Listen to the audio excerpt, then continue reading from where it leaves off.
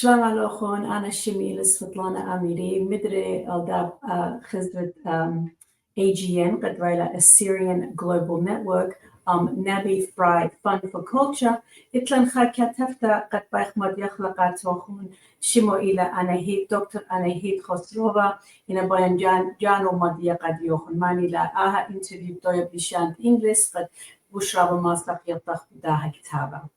Okay, let's welcome Anahit to Dr. Anahit Khosroeva to AGN.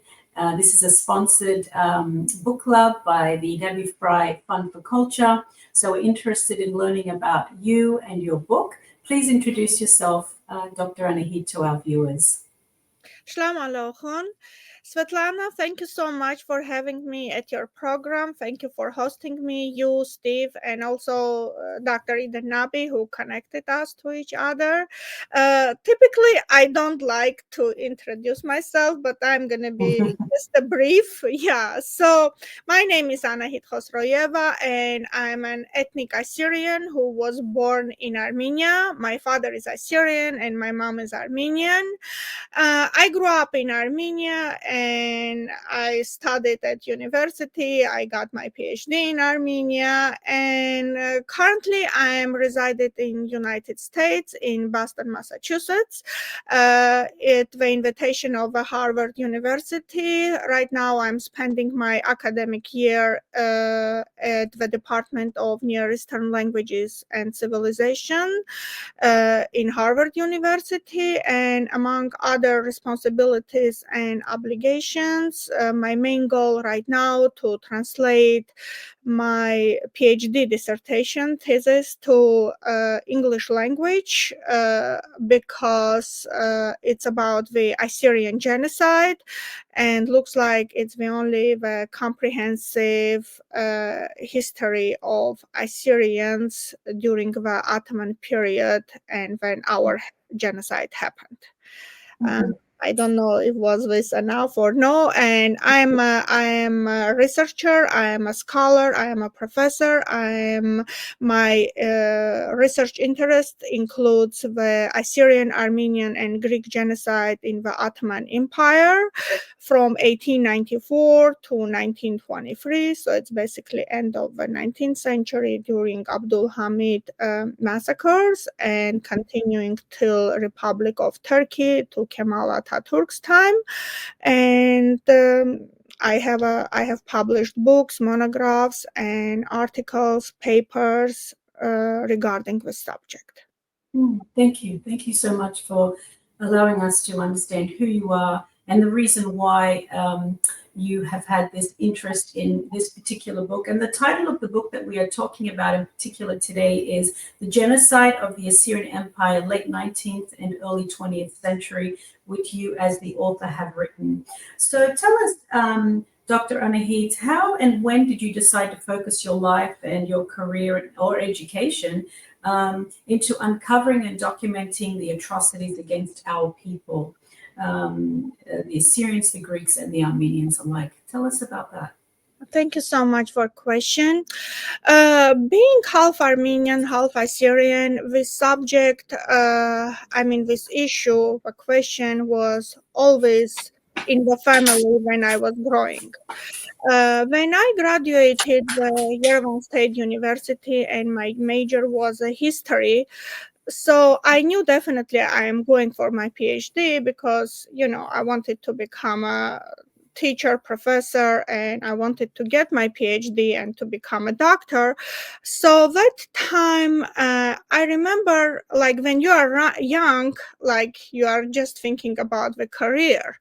But impact of my father, really, role and impact had really, like, on me, great impact, because he told me that, look, now when we are approaching the 100th commemoration of the Armenian genocide, there are so many researchers, there are so many published books and everything and about the Armenian genocide.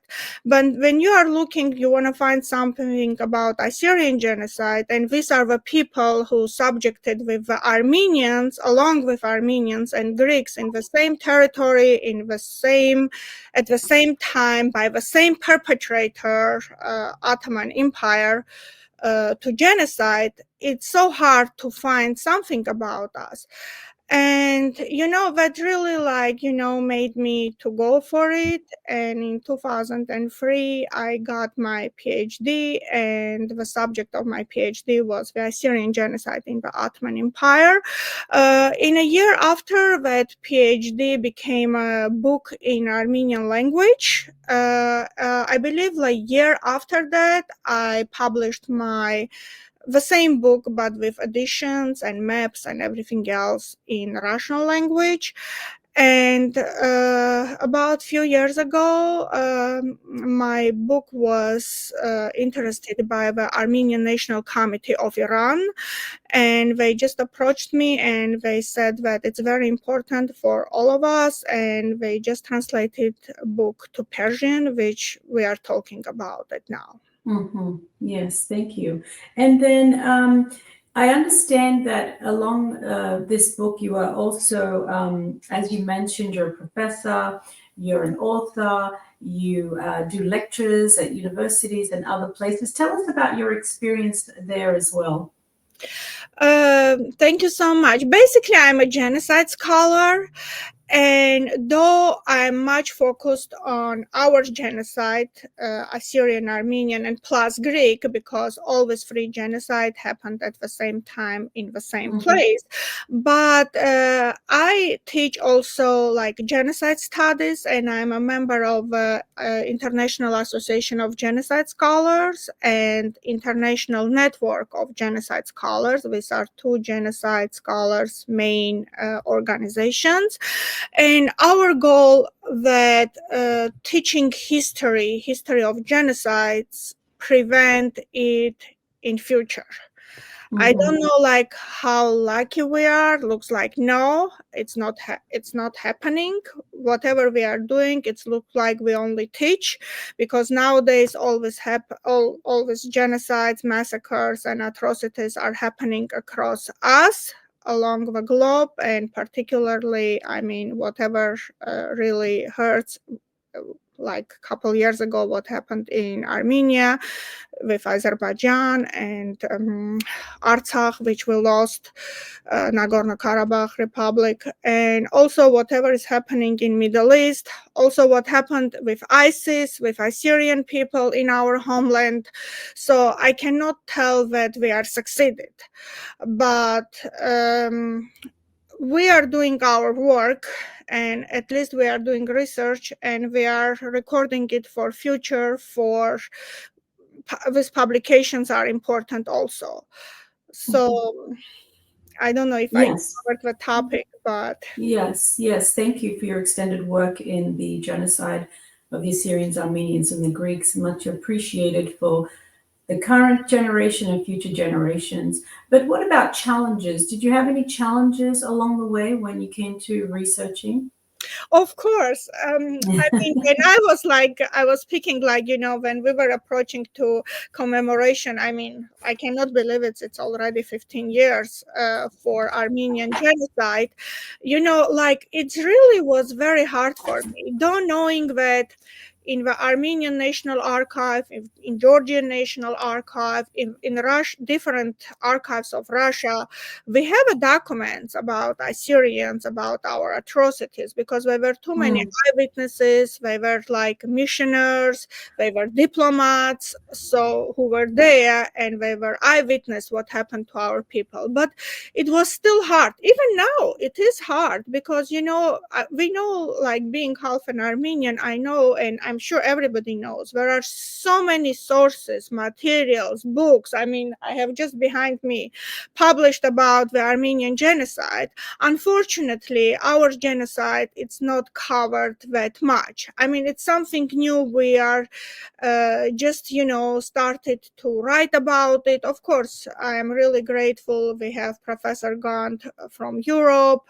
We have Hannibal Travis in Florida University, and Sabri Atman, he is doing his part. But it's not enough, because issue is still there. as long as Republic of Turkey denies that Ottoman Empire and Young Turks, they did a genocide, our people subjected to genocide, it means the issue is still there and we have to fight for it.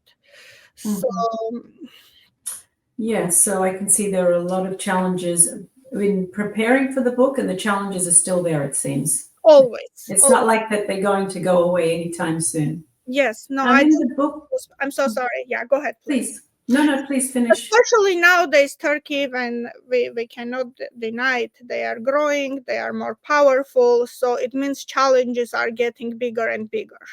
More challenging. Challenges are becoming more challenging. Yes, absolutely. So you use the term minority as far as the Assyrians are concerned and the Armenians. Would you agree that Assyrians are being considered a minority, or Armenians in this case? In Assyrian and Armenian cases in the Ottoman Empire, when our genocide happened, yes, they were minorities during that time. When we say minority usually doesn't have to be as a population minority. It could be cultural minority, it can be religious minority, ethnic minority. Unfortunately, Assyrians, due to absence of their statehood, they are minority everywhere because we live in diaspora and we don't have our country. So we like it or no, we are minority in every country where we live. It can be, doesn't have to be like religious minority, for example, in the case of Armenia, because in Armenia, like 99% we are Christians, and Assyrians being a Christians, but their population as a minority, they are minority. So in the case of the genocide during World War I, yes, Assyrians they were minority, they were as a population ethnic minority, and they were religious minority.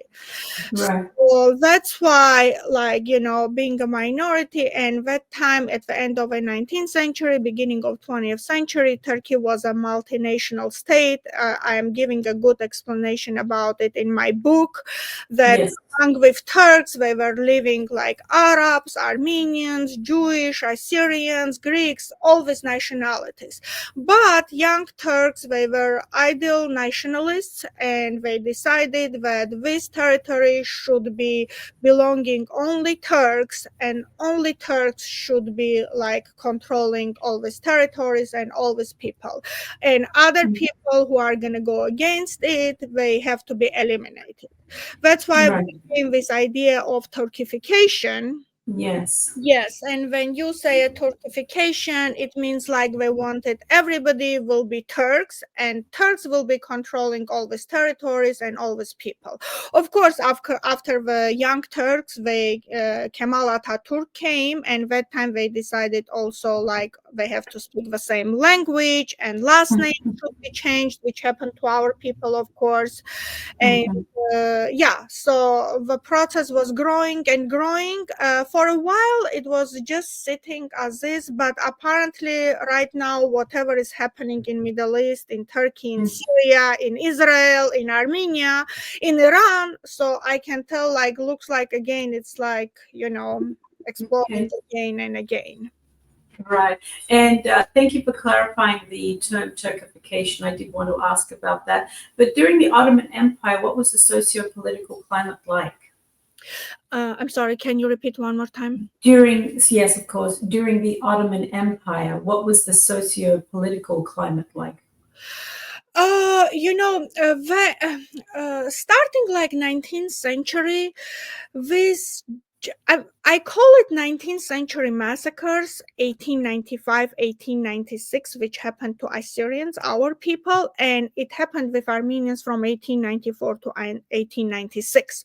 Those 2 years, we call it, I mean, personally me, I don't call it genocide, I call it like pre-genocide society, because what Abdul Hamid II did, he just, he started with massacres, and young Turks, when they came to power, they were all they studying in Europe, and they decided that no, this society should be only a homogeneous society, and no other nationalities or not other like national or religious minorities, they're allowed to be in this society. And as I said, during 19th century, among the 300,000 Armenians who were killed during the Sultan, 55,000 Assyrians, they were killed along them. And during the First World War, Armenians consider they were killed about 1.5 million, and 3/4 of our population they were killed also. So this kind of society, it was a sick society. This is what they were teaching their people, that they have to be only us. And again, now with new Ottomanism and new Turkism, what's happening now, it's the same thing. Looks like, for God's sake, is going to continue now. Yeah, so it seems like these atrocities were horrific and still are horrific. So I understand that you also have some firsthand testimonies. Tell me about those testimonies. How challenging was it to find these people? Tell us if it affected you personally. Give us some information about the testimonies that you have.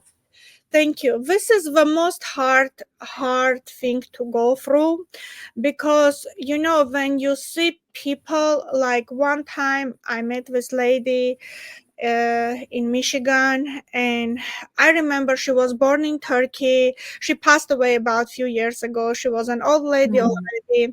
And when she was telling the stories, how Turks, they were coming to their territory and they were killing them. And I remember, like, I was with my friends, and when she was speaking, I was like crying all the time. And it's really emotional, especially when it comes to your people. As a professional, when I'm teaching genocide, it can be Rwanda genocide, it can be Darfur genocide, or even Holocaust. As a professional, you are just keeping you strong, so you don't want to show your emotions. But when it comes to your people, especially both people like Armenians and Assyrians who subjected to genocide, so it's kind of hard. And it's not the first time, I cannot tell every time, but so many times I know that during my speech, I could be keynote speaker, I could be just a teacher during class, or just, during conferences or discussions when we are having this subject, I'm becoming emotional. Of course, going through eyewitnesses, when eyewitnesses give you more information. And I remember speaking about this lady when I was crying all the time. And there were a couple of pictures they even posted in social media, and people who knew me, they were everybody like, oh, you were crying, we could see that. Of course, it's very hard. And lady always used to repeat, why she's crying, why the girl she's crying. So yeah, it is really like hard. Every time you are getting through some kind of stress, like when you see what this happened to your people, and especially the main perpetrator today denies that they made this genocide. This makes you harder and harder. It's not like in the case of Holocaust, when Germany accepted they subjected these people to genocide. Unfortunately, we're still in the stage of denial. Turkey is in the stage of denial, which is one of the stages of the genocide studies. We always say the last stage is denial, then they are still going through it. And I hope, like, all this work which we are doing, and all the countries that recognize the Armenian or Assyrian genocide, thank God we have those countries, and they can one day put a pressure on the Republic of Turkey to recognize that their ancestors, they made this genocide to us. So how is the genocide being approached these days? Is it the question is, I understand that you just mentioned that there's a lot of denial going on about the global What about the global recognition, and why is it important for people to acknowledge the genocide? As I said, in genocide studies, we always say, oh, never again, or we say, oh, we have to, if during Armenian genocide, Assyrian genocide, the Ottoman genocide in the Ottoman Empire, which genocide would be stopped, all these genocides after that during the 20th century wouldn't happen, which I don't agree, honestly, because that time, I mean, yeah, they didn't have social media, but all the newspapers, they were writing about it, like New York Times, like, or European Washington Post, European media, they were writing all about it. The diplomats, they were sending letters to their governments informing that this is happening to the Christian population of the empire, but it never stopped. So they did whatever they wanted to do, taking the opportunity that it was a great war was going on. So Turkey took this opportunity to eliminate these people, to kill these people. So nowadays, with all the social media, with this internet and everything else, it seems kind of easy, but in reality it is not. Like, we can see, like, right now what's happening in Israel and Gaza. People are dying every day. Whatever happened recently in Syria, like, I mean, though not recently, like all these years, or what happened to Armenia, or whatever is happening to our people in homeland in Iraq, with all this Kurdish problem and everything else. I don't want to go for politics now, so I'm just a historian. But we can understand, no, even our people, even us, knowing that, our people getting killed there. So of course, like, we are having our dinner, we are going to work, we are spending our like daily life, whatever it has to be in like different countries. I can bring an example right now, like in Baku, in Azerbaijan, they're doing trial for all Armenian leaders in Artsakh, and people in Armenia, yeah, some of them they're speaking, some of them they care, but life continues. Nobody does anything to prevent all this. Unfortunately, this is life became. So Yeah, so I can see that there's a lot of hard work and passion put into this book on your part, on your research and your studies. I can see that you're very passionate about what you're doing, and you're truly working hard to bring to light the past and the present so people can help. I can really feel that passion that you have there. So the I could so books such as yours, that so much information and hard work and history has gone into preserving the Assyrian history and culture. Do you think that do you think these kind of books are able to help preserve the culture of the people, or preserve the information that's in those books? Tell me about that. thank you so much for question. I believe yes. It's not only my book. Yeah. Every book, every paper, like I can bring an example, like in the Armenian National Archive, we have so many sources, documents, papers, journals, like handwriting journals or handwriting papers written about Assyrians in Assyrian, on or different languages about Assyrians, like how they came to Armenia, about their daily life and everything else. Everything is important for every nation when it comes to their history. If we can preserve it, it's of course, like in future we are gonna need it because it's our history. We like it or no, I mean, yes, we don't have a statehood, we don't have a country, but I mean, knowing your history, this is what also helps you in future be encouraged, be challenged to fight for your identity. uh, being an Assyrian, yes, not having a country, but there is one thing for sure. Wherever we meet somewhere and we know we are all Assyrians, we know we have our own language, we have our own traditions, we have our own church. And what keeps with us alive? Always books and always research and education, which also through these books we have to educate our future generation that they have to know who they are. They have to keep this ideology, national ideology, who they are.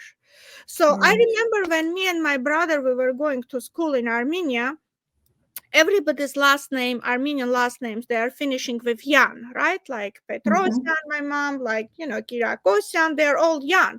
Me and my brother, last name was different. It's like, Khosroev. And when everybody were asking us why your last name is different, though me and my brother, we were not speaking Assyrian that time, but our national identity, we knew we are Assyrians. We proudly we were saying, oh, because we are Assyrians, that's why our last name is different. Nowadays, when I teach in university, I used to teach here in Chicago at North Park University, and I used to have this Assyrian student. And when I read her name and last name, I realized she's an Assyrian. And very like, oh, being an Assyrian, I'm like, oh, you are an Assyrian. She's like, no, I'm not. I'm like, yes, you are, because I can see your name. I mean, it's just Shami. It should be Assyrian.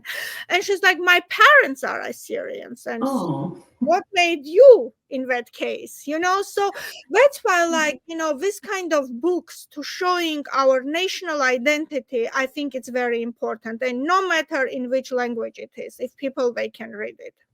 Yes. Okay. So let's talk about your book for a second. How many languages can this book be found in, and what was the original language? Book originally was written in Armenian language, and it's a short version of my PhD dissertation.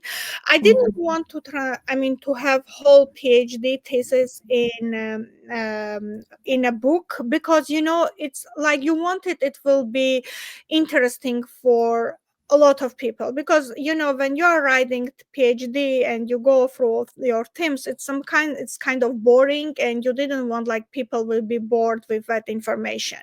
So originally it was written in Armenian. Next it was translated to Russian, and as I said, the Persian Farsi was published a couple years ago.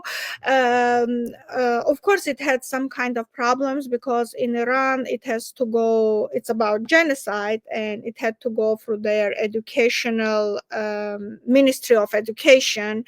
So, and I'm really grateful to the Armenian National Committee of Iran, so doing all this work and publish the book. And as I said, right now I'm on the stage which I'm going through library in Harvard University, because there are so many sources there also.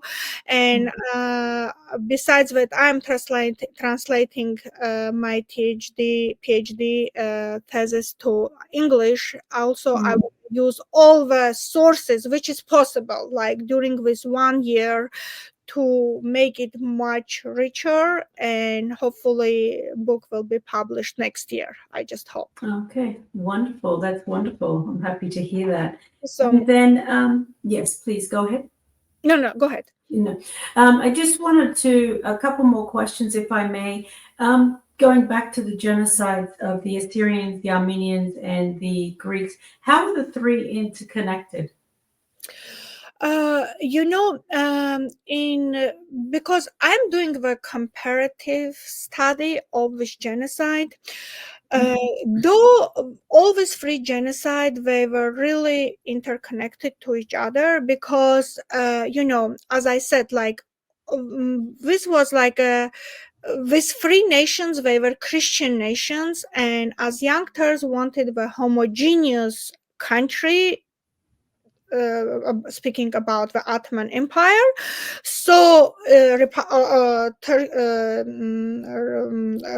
about the statehood. So why in genocide studies we always have this question: was this one genocide made by Ottoman Turkey, by young Turks, Talat, Cemal, and Enver, to one genocide just divided on three parts, making Armenians, Assyrians, or Greeks, or these were different genocides by one perpetrator. Personally, me, I am thinking these were different genocides, but they were connected to each other.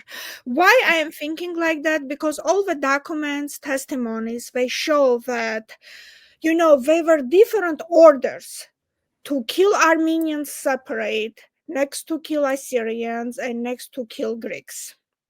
So it wasn't like going, go and to kill all these Christians, like, for example, in Turabdin. No, it was not. Even like I have these documents from the Armenian National Archive, which Talat Pasha, when was he giving an order, he was saying in Diyarbakir, just go kill Armenians, and at this moment, it was 1915, don't touch Assyrians. And document was saying, but Assyrians understanding what's going on, and if now they're killing Armenians, it means their turn is going to come also to kill them.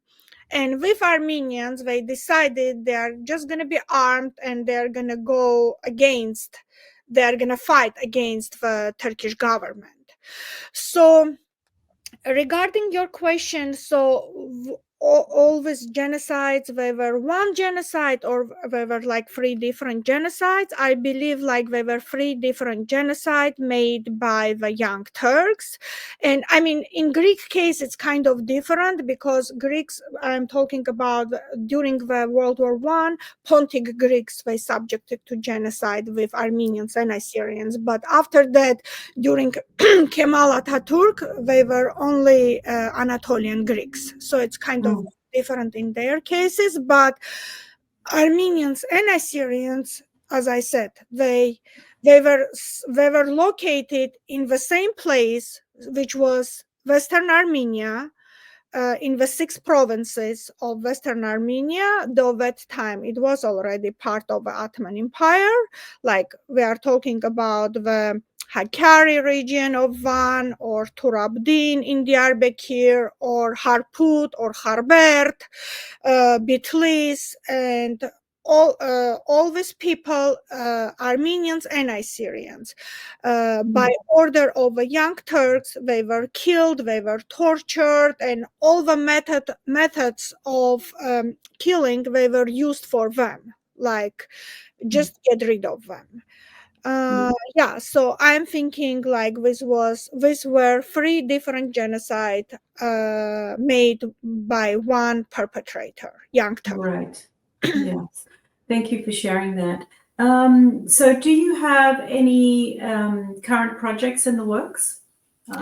What are you working on currently? As I said, like right now, the main goal, among other responsibilities, teaching and everything else, it's my main goal right now to publish the book in English language, because as many people, they think it's kind of like the main comprehensive study of Assyrian genocide during the First World War. So I just hope to finish this one, and we will see. I teach the history of Armenian diaspora in universities, so it's one of the other things I am doing right now. But yeah, my main goal is to complete the book, and we will go from there. Okay, wonderful. So we look forward to hearing about your book coming out in English. You're saying in next year, hopefully? I hope, yeah. Hopefully. Okay. And where can your book be purchased, Dr. Anahit? Please tell our viewers where this book can be purchased from. Yeah, I believe like Armenian version, it's only in Armenia. I never put it on Amazon, and it was published under the Board of National Academy of Sciences, who gave a permission to print that book. Russian one, I believe, again, like in Armenia, in Russia, and Farsi version, it's only in Iran. So since the book was released recently, though it was published 2 years ago, but for like a couple years it was sitting in the archive of, I don't know which archive, but I think it was archive of the Ministry of Education since they released the book. So I believe they can find it only in Iran, but I am sure like too many people, they are already aware. I'm talking about the Assyrians who read Farsi. So many people, they have it, and I can see on social media they are advertising. Hopefully English version is going to be kind of different, and we can put it on Amazon. It will be much easy to purchase it or to have it. Yes, thank you for that. So we look forward to that, as I said. So Dr. Anahit Khosroeva, a prominent historian, a genocide scholar, an author, a professor, so many hats, so much passion. We do appreciate your time today on AGN.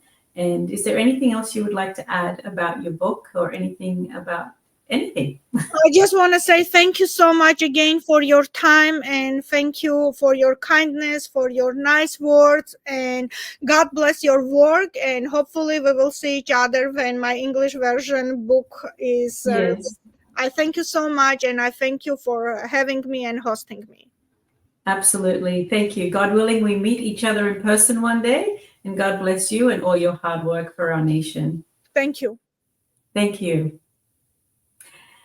Thank you so much. What a privilege to meet with Dr. Anahit Khosroeva. So much passion about the genocide of our people, the Assyrians, Armenians, and the Greeks alike.